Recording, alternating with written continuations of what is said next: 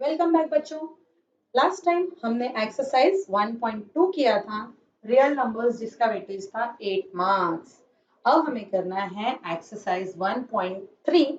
But 1.3 start करने से पहले मैं आपको कुछ नंबर्स, ये रियल नंबर्स एक्चुअल है क्या, इनके बारे में कुछ बताना चाहूंगी जो आपको हेल्प करेगा एक्सरसाइज 1.3 सॉल्व करने में। तो बच्चों, अब ये जो नंबर्स हैं, नंबर्स यानी रियल नंबर्स, ये होते हैं टू टाइप्स के होते हैं। एक होता है जिनमें डेसिमल नहीं होता, that means they are without decimals. They are without decimals, जिसमें डेसिमल्स नहीं होता। और दूसरे टाइप के नंबर्स होते हैं जो डेसिमल्स के साथ लिखे जाते हैं, विथ डेसिमल्स। इनमें डेसिमल्स होते हैं। अब जिसमें डेसिमल्स नहीं होते उनको हम कहते हैं इंटीजर्स। अब ये इंटीजर्स भी अगेन थ्री टाइप्स के होते हैं। देखो, numbers, real numbers two types के होते हैं। फर्स्ट, जिनमें डेसिमल्स होता है, जैसे हम लिखते हैं ना 1.3976, 1.2, 7.8 या 100.30, 13, ये हो गए डेसिमल्स वाले। और कुछ ऐसे होते हैं जिनमें डेसिमल्स नहीं होता, 1 2 3 4 5 6 7 9 10 100,000। तो ये विदाउट डेसिमल्स वाले जो हैं उनको हम कहते हैं इंटीजर्स। ये इंटीजर्स भी थ्री टाइप के होते हैं। इंटीजर्स थ्री टाइप के,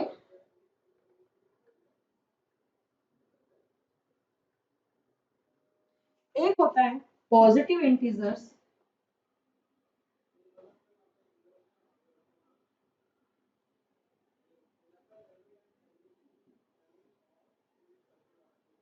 दूसरा होता है जीरो इंटीजर,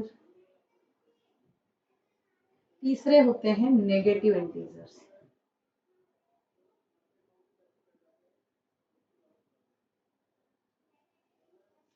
थ्री टाइप्स के। अब पॉजिटिव कौन से होते हैं आपको पता है?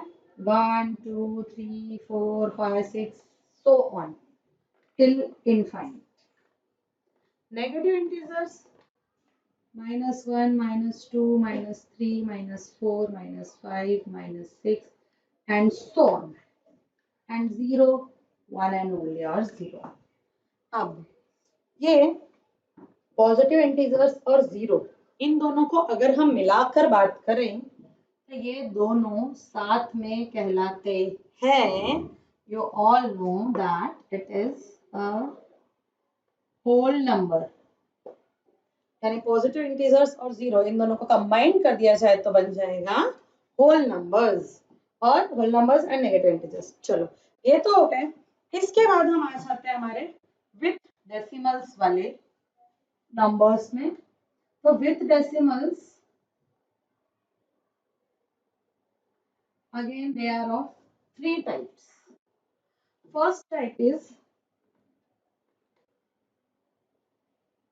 terminating numbers.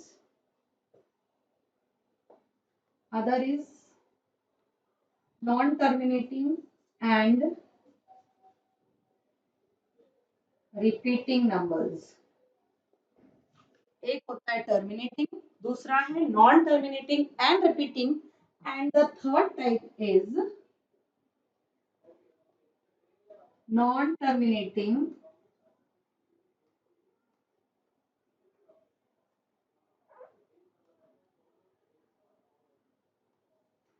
and non-repeating।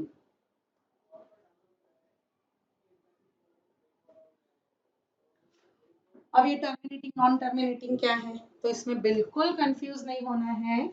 Terminating numbers क्या होते हैं? जो हम जब डेसिमल्स में किसी नंबर को लिखते हैं, लाइक मैंने लिखा कोई भी एक एग्जांपल, चलो 7.563। अब इसके बाद ये खत्म हो गया मीन्स टर्मिनेट हो गया। तो these are called terminating numbers, जो एक किसी एक डिजिट के बाद वो खत्म हो जाते हैं। Non terminating and repeating numbers, जैसे हमने लिखा 7.563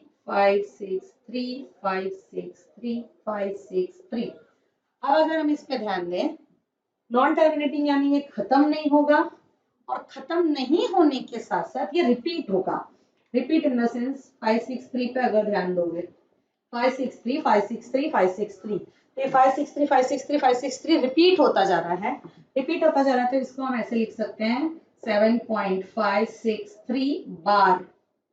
जब चीजें रिपीट होती है, नंबर्स रिपीट होते हैं, तो हम उनको बार के साथ लिखते हैं। Okay, next is non terminating non repeating. Non terminating तो हमें पता है, नॉन टर्मिनेटिंग क्या, जो खत्म ही नहीं हो रहा है, आता ही जा रहा है, बढ़ता ही जा रहा है, नंबर्स के बाद नंबर्स आते ही जा रहे हैं। बट नॉन रिपीटिंग जो रिपीट नहीं हो रहा है, ये था रिपीटिंग, यहाँ पे है नॉन टर्मिनेटिंग नॉन रिपीटिंग। 5 6 3 2 1 7 8 ऐसे वो कंटिन्यू बढ़ता चला जाएगा, आगे आगे आगे आगे, ना तो टर्मिनेट होगा, ना तो खत्म होगा, और ना ही रिपीट होगा। तो बच्चों अब ये non terminating numbers and non terminating and repeating numbers, ये दोनों मिलाकर होते हैं हमारे रैशनल नंबर्स। ये है रैशनल नंबर्स। और जो non terminating and non repeating number है वो है हमारा इरैशनल नंबर। एंड आपको एक्सरसाइज 1.3 करने के लिए ये इरैशनल नंबर्स ही जानना जरूरी था, जिसके लिए मैंने आपको ये पूरा रियल नंबर्स बताया है। वैसे आपने पहले भी पढ़ा है, बताने की जरूरत नहीं थी, बट सिर्फ इसलिए रिपीट किया ताकि आप 1.3 इजीली कर पाओ। ठीक है, तो अब इनकी इनकी दोनों की एक एक प्रॉपर्टी देख लेते हैं कि ये जो रैशनल एंड इरैशनल नंबर्स हैं, लाइक अब ये हमारे पास रैशनल नंबर्स है, रैशनल नंबर्स को वी कैन एक्सप्रेस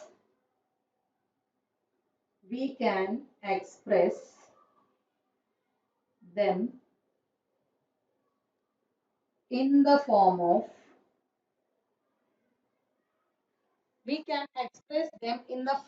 of किस फॉर्म में, P upon Q A upon B, that means numerator and denominator, इस फॉर्म में हम उसको एक्सप्रेस कर पाएंगे रैशनल नंबर्स को।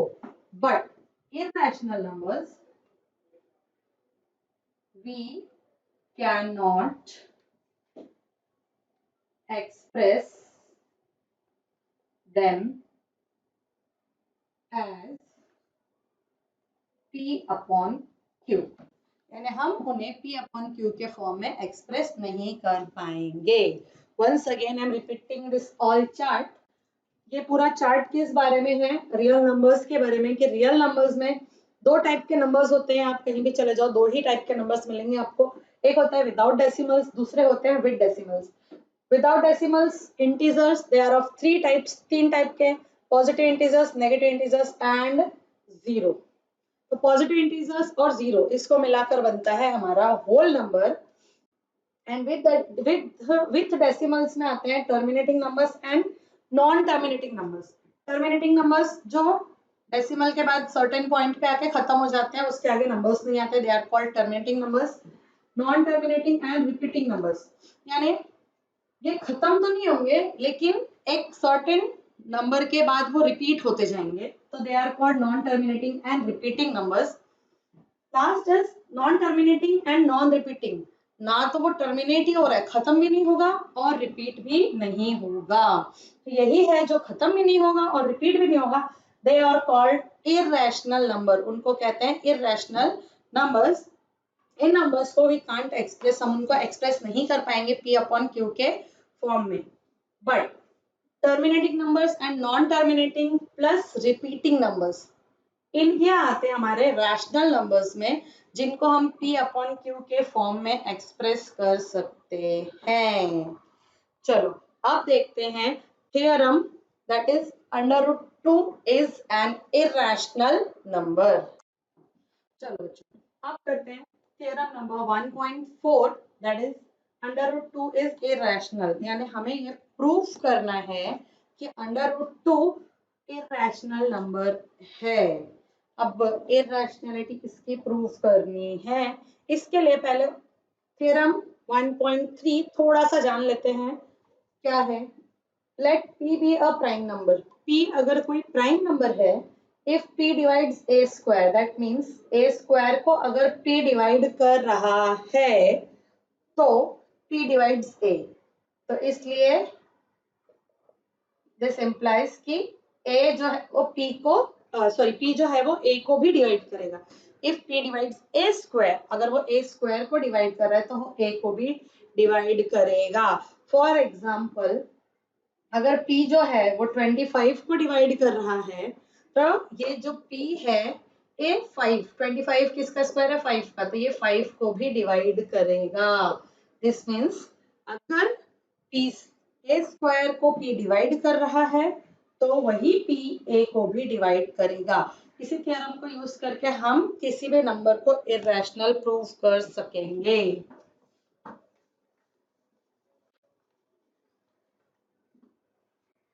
अच्छा, अब इसको इररेशनल प्रूफ करना है। मैं अगर मेरे सामने कोई बंदा खड़ा है, मुझे उसको गलत प्रूफ करना है तो मुझे सबसे पहले उसको ये बताना पड़ेगा कि नहीं भैया तुम सही हो। तो हम इसको क्या करेंगे, बोलेंगे नहीं भाई ये इररेशनल नहीं है, हम उसको अज्यूम करेंगे कि ये रैशनल नंबर है। तो सॉल्यूशन से स्टार्ट करते हैं।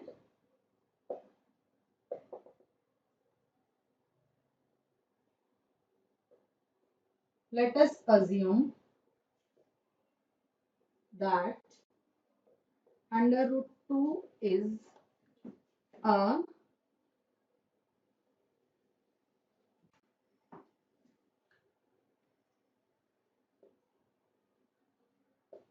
Rational number. हमने यह अज्यूम कर लिया कि अंडर रूट 2 जो है वो एक रैशनल नंबर है। अगर अंडर रूट 2 एक रैशनल नंबर है तो अभी जस्ट थोड़ी देर पहले मैंने आपको बताया था कि जो भी रैशनल नंबर्स होते हैं उनको हम a अपॉन b के फॉर्म में लिख सकते हैं। कंडीशन सिर्फ एक ही होती है a अपॉन b के फॉर्म में लिखने में कि b should not be equal to 0। That means हम इस चीज को यहाँ पर भी लिख सकते हैं कि अंडर रूट 2 अगर रैशनल नंबर है तो we can write which implies यानी ये जो सेंटेंस लिखा कि हमने अज्यूम कर लिया है कि अंडर रूट 2 क्या है, रैशनल नंबर है। तो अगर अंडर रूट 2 रैशनल नंबर है तो under root 2 is equal to a upon B के फॉर्म में इसको हम लिख सकते हैं, but b should not be equal to 0, where b should not be equal to 0, b 0 नहीं होना चाहिए। अब नेक्स्ट आ जाते हैं, इसी को थोड़ा सा अरेंज कर लेते हैं। Under root 2 into B multiply कर लेते हैं, क्रॉस मल्टीप्लाई कर लेते हैं।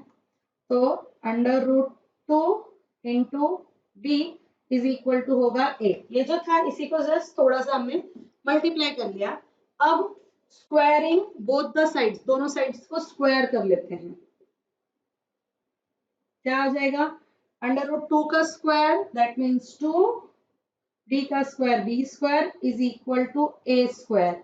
यहाँ ब्रैकेट में लिखना है squaring both the sides, squaring both sides. आप चाहो तो इसको शॉर्ट में भी लिख सकते हो SBS squaring both sides, but it's okay, ये आपके अंडरस्टैंडिंग के लिए मैंने यहाँ पे पूरा लिख दिया है स्क्वायरिंग बोथ द साइड्स। दोनों साइड्स को स्क्वायर कर लिया। अब अगर मैं इसको सिंपली देखूं तो b स्क्वायर अगर मैंने यहीं रखा तो is equal to a square upon 2, a square upon 2। अब ये a स्क्वायर अपॉन 2 का मतलब क्या हो गया कि ये a स्क्वायर को मेरा 2 डिवाइड कर रहा है, जो हमने अभी थ्योरम नंबर 1.3 के लिए मैंने आपको बताया था, है कि if p divides a square then p will divide a also। अगर p a स्क्वायर को डिवाइड कर रहा है तो p a को भी डिवाइड करेगा, which implies b square is equal to a square upon 2, which implies 2 divides a square। अगर 2a स्क्वायर को डिवाइड कर रहा है that means which will imply 2 divides a also, तो 2 a को भी डिवाइड करेगा।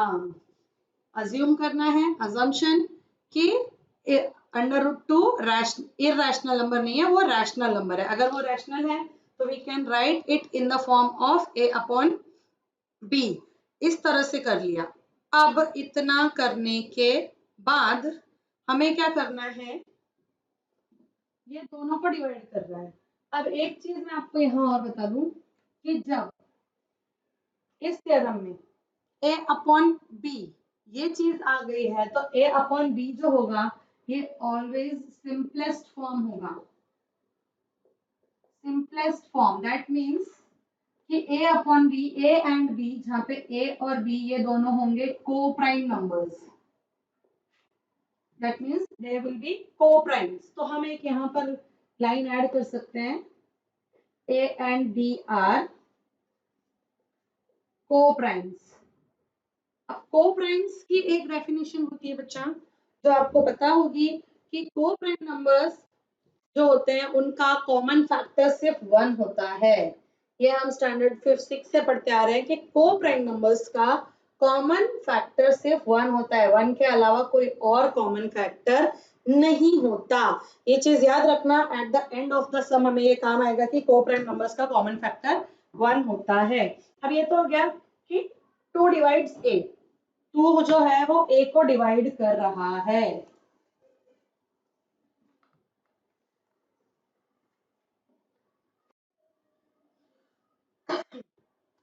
ओके अब 2a को डिवाइड कर रहा है, दैट मीन्स अगर मैं यहाँ पर लिखती हूँ a डिवाइड बाई 2, 2 मेरे a को डिवाइड कर रहा है तो कुछ एक आंसर मिलेगा बच्चों।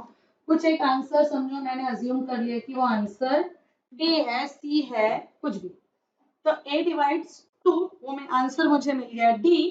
अगर a से सॉरी a को 2 से डिवाइड करेंगे तो हमें d आंसर मिलेगा। अब इसी को जरा सा हम cross multiplies a is equal to, यहाँ क्रॉस मल्टीप्लाई कर लिया 2d। अब ये वाला जो इक्वेशन है इसको हम नंबर 1 दे देते हैं, a डिवाइड्स 2 इसको नंबर 2 दे देते हैं एक कोई सीक्वेंस में, ताकि आगे चलकर हम कहाँ से उठाकर लाए हैं वो हमें पता चले।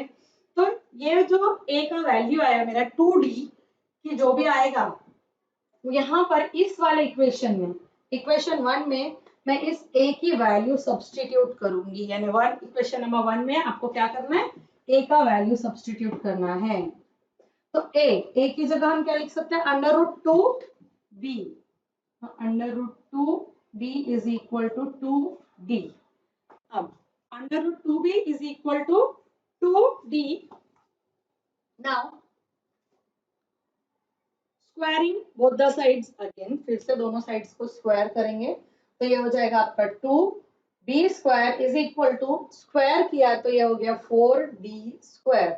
यहाँ ब्रैकेट में लिखना है स्क्वायरिंग बोथ द साइड्स। यहाँ मैंने शॉर्ट में लिखा बिकॉज आपको यहाँ बता चुकी हूँ SBS means what, squaring both the sides. अब ये करने के बाद d square is equal to, ये 2 यहाँ आएगा तो डिवाइड हो जाएगा, बचेगा 2d स्क्वायर। अब ये जो d स्क्वायर है, d स्क्वायर को यहाँ रहने देंगे, b को यहाँ ले आएंगे तो क्या बचेगा, b square upon 2 is equal to d square. That means 2 divides d square, which implies 2 divides b square, which implies 2 divides b also. Now this will be our third number. Now see, 2 divides a, 2 divides b, लेकिन हमने यहाँ assume किया था under root 2 irrational है, irrational है जिसको हमने लिखा था कि वो a अपॉन b के फॉर्म में है। दैट मीन्स कि a एंड b को प्राइम नंबर्स हैं, को प्राइम है तो उनका कॉमन फैक्टर सिर्फ 1 आना चाहिए। लेकिन ये हमारा 2 जो है ये b को भी डिवाइड कर रहा है और यही 2 a को भी डिवाइड कर रहा है, यानी ये 2 जो है ये कॉमन फैक्टर दोनों के बीच में आ रहा है। अब यहाँ पर हमें एक सेंटेंस लिखना है, और सेंटेंस क्या लिखेंगे कि 2 डिवाइड्स, ये जो 2 है हमारा वो a को भी डिवाइड कर रहा है और b को भी डिवाइड कर रहा है, विच इज नॉट पॉसिबल। ये इसको भी डिवाइड करेगा, इसको भी डिवाइड करेगा, जो पॉसिबल नहीं है। since comparing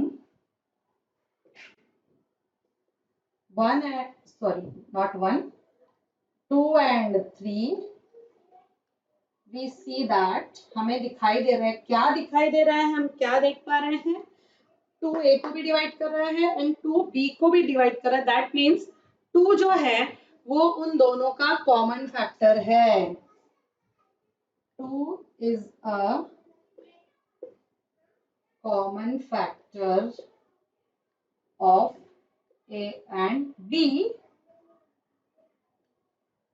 which is not possible as a and b are co-primes। भैया ये दोनों को-प्राइम्स है, तो को-प्राइम्स होने की वजह से इनके जो कॉमन फैक्टर होंगे वो सिर्फ क्या होगा, 1 होगा, 1 and only 1, नंबर 1। सो यहाँ पर मुझे मिला कि 2 है, उनका a का भी कॉमन फैक्टर है एंड 2b का भी कॉमन फैक्टर है, जो पॉसिबल नहीं है।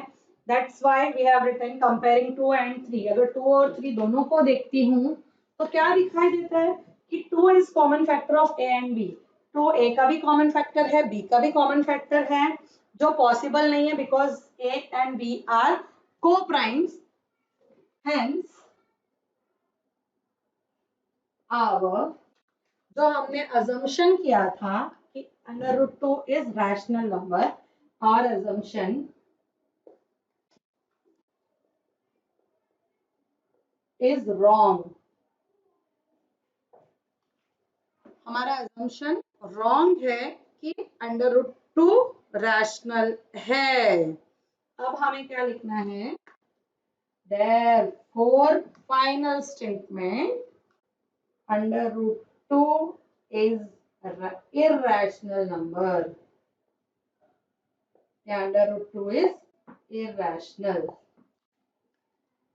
ठीक है बच्चों, अब अगर आपने √2 को इरेशनल प्रूफ कर दिया, एक बार फिर से आपको बता देती हूँ, √2 को इरेशनल प्रूफ करना है तो सबसे पहले आप उसको अज्यूम कर लो कि वो रैशनल है। रैशनल है तो उसको a अपॉन b के फॉर्म में लिख सकते हैं, वेयर a अपॉन b सबसे सिंपलेस्ट फॉर्म है, सबसे सिंपलेस्ट फॉर्म है, यानी ये को-प्राइम्स होंगे।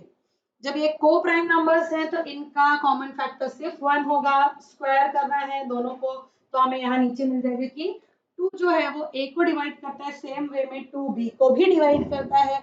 अगर 2a और b का कॉमन फैक्टर है तो हमारा अजम्पशन रॉन्ग है। अजम्पशन रॉन्ग है बिकॉज ये a and b co-prime numbers है एंड को-प्राइम नंबर्स को कॉमन फैक्टर सिर्फ 1 होता है। That's why √2 is rational number. अब अगर आपने √2 को रैशनल प्रूफ कर लिया,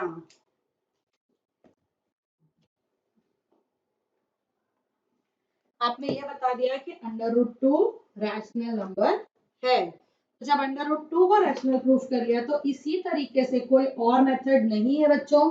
इसी तरीके से आप √3, √10, √20, √5, √7 कोई भी अंडर रूट में नंबर्स हो जो जो जो जो नॉन परफेक्ट स्क्वायर हो, नॉन परफेक्ट स्क्वायर, वो परफेक्ट स्क्वायर नहीं होना चाहिए, नॉन परफेक्ट स्क्वायर्स, उनको हम इरेशनल प्रूफ कर सकते हैं इसी तरीके से। ठीक है, तो अब नेक्स्ट वीडियो में मिलते हैं एक्सरसाइज 1.3 के साथ। तब तक जिन बच्चों ने चैनल को सब्सक्राइब नहीं किया है, चैनल को सब्सक्राइब कीजिए ताकि आपको आने वाले वीडियोस के नोटिफिकेशंस मिलते रहें। थैंक यू बच्चों।